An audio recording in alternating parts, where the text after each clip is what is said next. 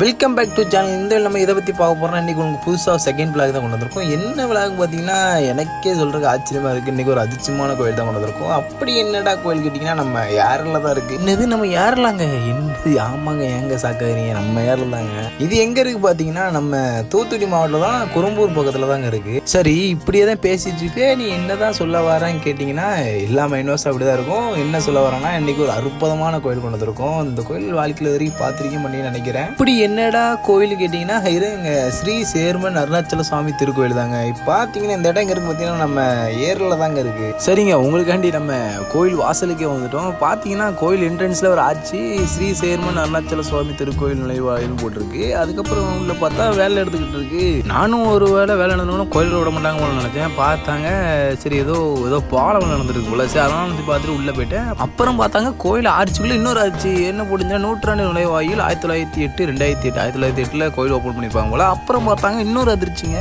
என்னடா அதிர்ச்சின்னு கேட்டீங்கன்னா நீங்க நினைக்கிற அளவுக்குலாம் இல்லைங்க. என்னன்னா யானைங்க.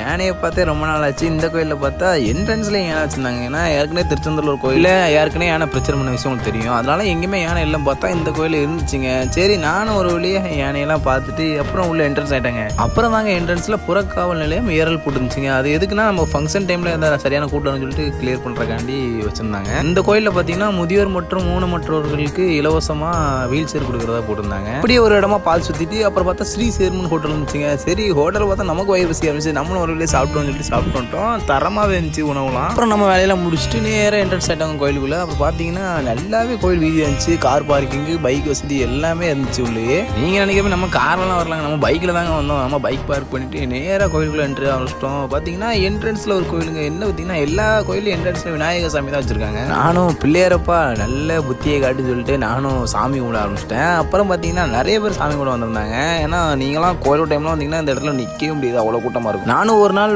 போன வருஷம் கோயிலுடைய வந்துருந்தாங்க. அப்போ பார்த்தீங்கன்னா சரியான கூட்டங்க. நானே எவ்வளவோ கஷ்டப்பட்டு சாமி கும்பிட்டு வந்தாங்க.